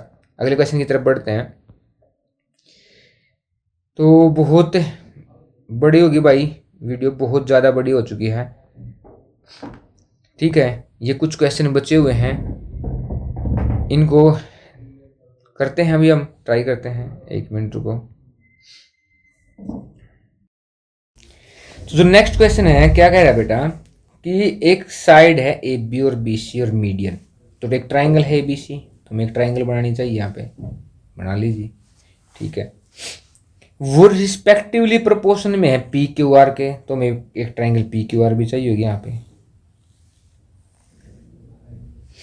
तो एक है ए बी सी और पी क्यू आर, मतलब कि अगर मैंने ए बी के डिवाइड में पी क्यू किया, वो बराबर है बी सी के डिवाइड में क्यू आर, और मीडियन है ए डी के डिवाइड में पी एम, मतलब कि यहाँ हमारा मीडियन भी है, एक यहाँ पे है पी एम और यहाँ पे है ए डी, और हमें प्रूव करना है कि A B C P Q R के क्या है, A B C P Q R के सिमिलर है, ठीक है। तो हम देखते हैं भाई। अब एक बात बताओ कि इसने कहा है ए बी और पी क्यू, तो ये रहा ए बी, ये रहा पी क्यू, इसने कहा ये रहा बी सी और ये कहा पी एम। चलो छोटा सा ये, तो ये क्वेश्चन बहुत सिंपल है, मैं लिख सकता हूँ बी सी को 2 बी डी, क्योंकि मीडियन क्या है आधा ही तो करता है, और मैं क्यू आर को क्या लिख सकता हूँ 2 क्यू एम, ठीक है जी, ओके। जब मैंने ये लिखा तो मैं क्या यहाँ पे पुट कर सकता हूँ, पुट करूँगा 2 कैंसिल हो जाएगा, मतलब कि यहाँ से निकल के आएगा मुझे, मेरे पास है A B upon P Q is equal to B D upon Q M is equal to A D upon P M. जब ये बात निकल के आई तो ये 3 साइड का रेशो इक्वल हो गया भाई, क्या इक्वल हो गया है 3 साइड का रेशो, और 3 साइड का रेशो जब इक्वल होता है तो 2 ट्रायंगल सिमिलर हो जाते हैं। तो सिमिलर कौन कौन सी हुई है, ए बी डी सिमिलर है ट्रायंगल पी क्यू एम के, ठीक है। जब ये दोनों ट्रायंगल सिमिलर हुई हैं इसका मतलब एंगल बी इक्वल है एंगल क्यू के, ये भी बात सही है, किसके द्वारा, corresponding part, corresponding angle of similar triangle है। अब यहां से एक बात यूज कर सकता हूं मैं कि A B upon P Q is equal to B C upon Q R. अब देखो 2 साइड का रेशो और उनके बीच वाला एंगल इक्वल है, देखो ये जो 2 साइड थी ये पूरी, और इनके बीच का एंगल अगर इक्वल है तो हम इसे बोलते हैं साइड एंगल, साइड से ये दोनों ट्रायंगल क्या हो जाती हैं, सिमिलर हो जाती हैं भाई साहब, समरूप हो जाती हैं एक दूसरे के। तो हम इस तरीके से इस क्वेश्चन को सोल्व करेंगे। अगले क्वेश्चन की तरफ बढ़ते हैं। बहुत बढ़िया क्वेश्चन है कि एक गुलाब जामुन है जिसमें शुगर है, चीनी है, और वो 30% है उसके वॉल्यूम का, जितना उसका वॉल्यूम जितना उसका घनत्व है। अप्रोक्सीमेट लगभग बताओ कितना सिरप है 45 गुलाब जामुन में, हुज शेप, जिनकी शेप है सिलेंडर और 2 हेमिस्फीयर एंड है, मतलब कि उसकी शेप ऐसी है भाई, ऐसे करके इधर से, ऐसे करके इधर से, मतलब कि ये दोनों क्या हैं, ये दोनों हैं हेमिस्फीयर इधर, ठीक है, ये दोनों क्या हैं हेमिस्फीयर। तो हेमिस्फीयर बना लेते हैं, थोड़ा सा गलत बन गया भाई, 1 सेकंड रुको, ऐसे ऐसे,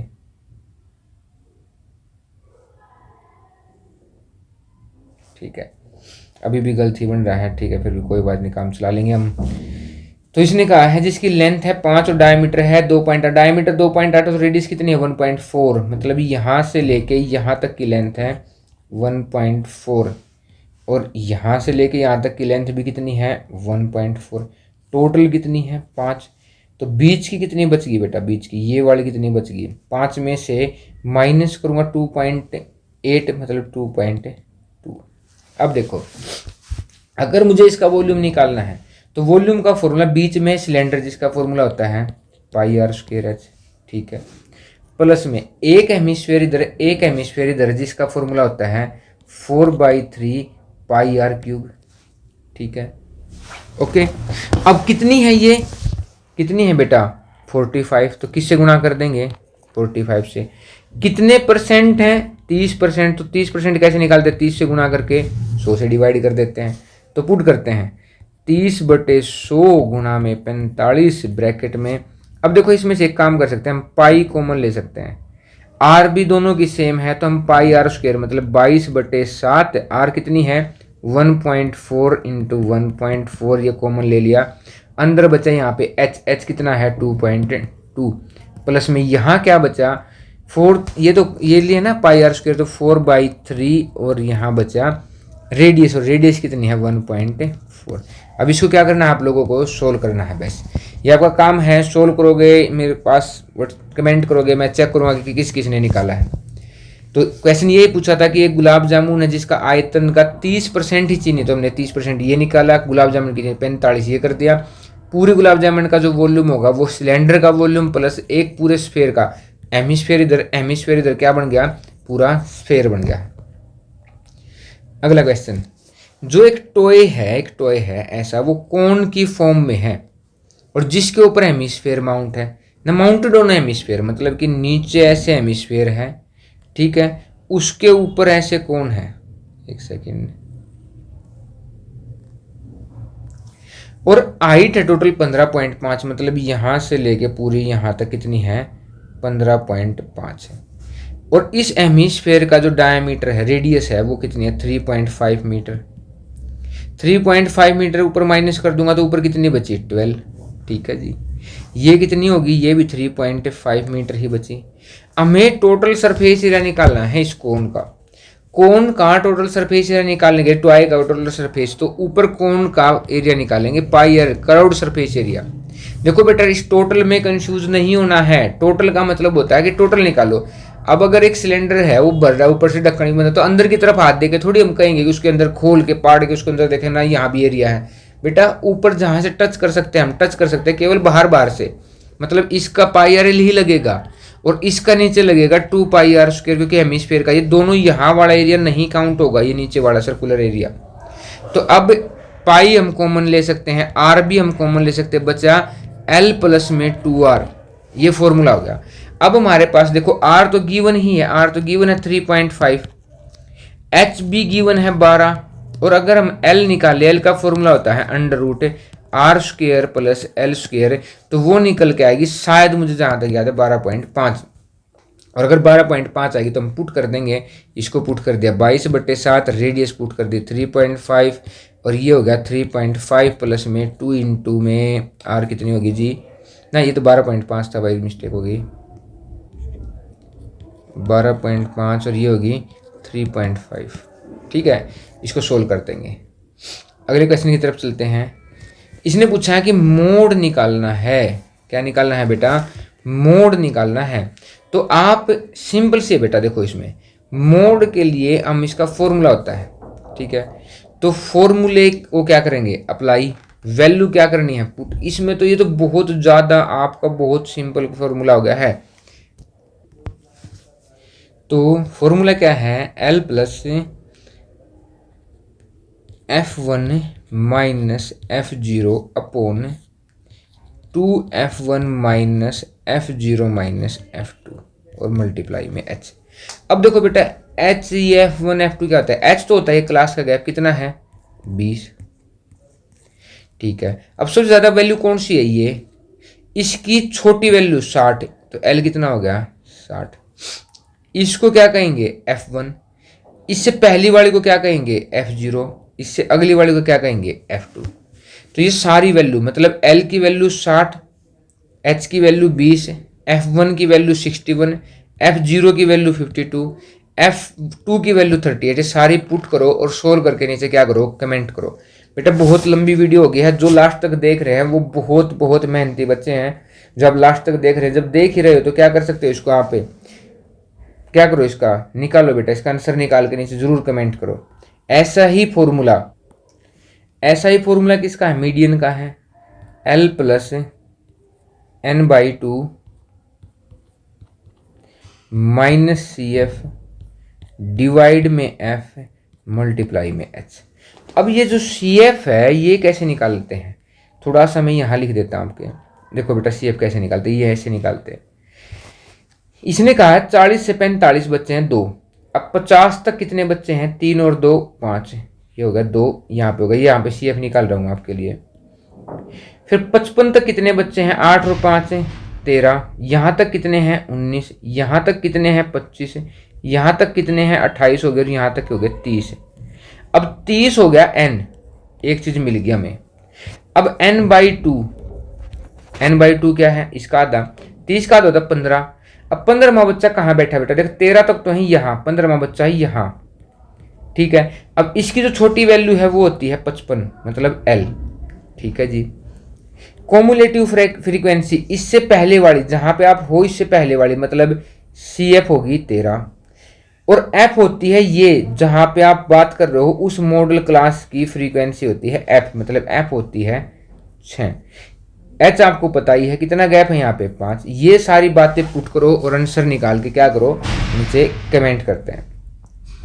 अगला क्वेश्चन देखते हैं जी। इसने कहा है 200 लोग हैं are stacked in the following manner, कि जो 20 लोग हैं वो तो बॉटम में है, अगली में 19, अगली में ऐसे है, मतलब कि A की वैल्यू है कितनी 19, D की वैल्यू है -1, क्योंकि घट रहे हैं जी एक एक।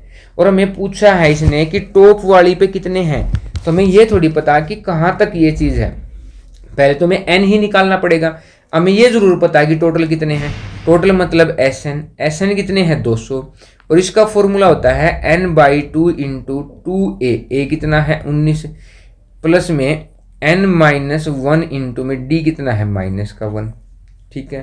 तो यहाँ से हम क्या निकाल लेंगे, n की वैल्यू आने के बाद हमें लास्ट वाली टर्म में निकालनी है an क्या होता है a प्लस में n-1 इंटू में d, तो a कितना है 19 और n-1 इंटू में d कितना है -1 बेटा। तो यहाँ से आप क्वाड्रेटिक इक्वेशन बनेगी, उस क्वाड्रेटिक इक्वेशन को सोल्व करोगे तो तुम्हारी n की वैल्यू आएगी, वो यहाँ पुट कर तब आंसर आएगा।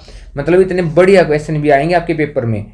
वीडियो इतनी लंबी हो गई है, देखो पढ़ाते पढ़ाते भी हमारा कितना टाइम निकल गया। ये क्वेश्चन तो बहुत फेमस क्वेश्चन है, किसी एक स्पोर्ट्स एक्टिविटी के अंदर है। ये दो बच्चे, ठीक है। तो यहाँ पे डिस्टेंस फॉर्मूला निकालना है और इनके बीच में वो भी निकालना है, क्या फ्लैग बीच में गाड़ा है इन्होंने यहाँ पे। तो यहाँ देखो ये दूसरे वाली लाइन में है, मतलब 2 कोमा और कौन से गमले पे है, वो गमले की पोजीशन यहाँ पे आ जाएगी। इसकी भी ये कौन सी वाली लाइन में, 8 में, और इसके गमले की पोजीशन वो बता देंगे। ऐसा बताने से हमारे पास 2 कोऑर्डिनेट आ गए। तो इनके दोनों के बीच की डिस्टेंस के लिए क्या लगाएंगे, डिस्टेंस फॉर्मूला। अगर बीच की बात कर रहे हैं, किसी रेशो की बात कर रहे हैं, तो वहां पे क्या लगाएंगे, सेक्शन फॉर्मूला। इस तरीके से करेंगे इस क्वेश्चन को। अगला क्वेश्चन है, एक टीवी टावर है, वो वर्टिकली मतलब सीधा खड़ा है नहर के ऊपर, और 2 पॉइंट हैं अलग में टावर के, जिनका एंगल ऑफ एलिवेशन देखने से एक का 60 है और 20 मीटर अवे कितना है, उसका हो जाता है 30 डिग्री। मतलब ये देखो आपके सामने इमेज दिख रही है। तो मैं यहाँ पे अगर आपके सामने 1060 लगा देता हूँ, तो 1060 हो गया जी परपेंडिकुलर अपॉन बेस कितना हो गया BC, ठीक है। मतलब कि मैं यहाँ से लिख सकता हूँ कि जो AB है वो BC मल्टीप्लाई में 1060 मतलब √3 है। बिल्कुल सही है जी। अगला मैं लगा सकता हूँ 1030, वो क्या है AB अपॉन में DB, ठीक है। तो यहाँ से भी मैं AB लिख सकता हूँ, कितनी DB क्या है, DB है 20 प्लस में BC, ठीक है जी। और गुणा में 1030 क्या था 1/√3। अब देखो ये जो दोनों वैल्यू हैं ये हैं AB की, मतलब मैं कह सकता हूँ कि BC √3 is equal to 20 plus में BC और डिवाइड में 1/√3। ये 1/√3 यहाँ के मल्टीप्लाई में होगा तो रूट कैंसिल होगा, मतलब 3BC। उधर कितना है 20 प्लस BC, ये BC उधर जाके किसका होगा माइनस का। तो यहाँ से BC की जो वैल्यू निकल के आएगी वो कितना आएगी 10, ठीक है। तो BC की ही निकालनी थी, ओके। अब देखो हमने इतने कुछ क्वेश्चन तो यहाँ पे हमने छोटे किए हैं। मैंने आप लोगों को क्वेश्चन दिया कि भाई आप करोगे, मतलब कि एक पेपर तैयार करना 1.5 से 2 घंटे का टास्क है, अगर आपको सही से समझना है तो। अगर आपको समझ में आया है तो क्या करोगे भाई, नीचे कमेंट करो कि आपको वीडियो कैसी लगी, और इसको क्या करो ज़्यादा से ज़्यादा लाइक और शेयर और सब्सक्राइब करो। मैं बिल्कुल लास्ट में पूछ रहा हूँ आपसे, बहुत हिम्मतवर बच्चे हैं जो लास्ट तक पहुँचे हैं, ऐसे पहुँचने वाले विरले ही होते हैं भाई। इस भी चीज़ पे बिल्कुल ध्यान रखना है आपको, लास्ट तक कोई नहीं आता, लास्ट तक देखने वाले हिम्मती बच्चे होते हैं जो पढ़ने वाले होते हैं। तो आपको बुक खरीदनी है, हमारी सारी बुक में से ही क्वेश्चन आते हैं मैक्सिमम, हर 95+ या 99 भी आ जाते हैं। कहाँ से मिलेगी आपको बुक? cclchapter.com पे स्कैन कर सकते हो, ये सारी बुक्स वहाँ पे अवेलेबल हैं। जरूर विजिट करो, हमारे नंबर पे कांटेक्ट करो। ठीक है, thank you for watching, take care, bye bye.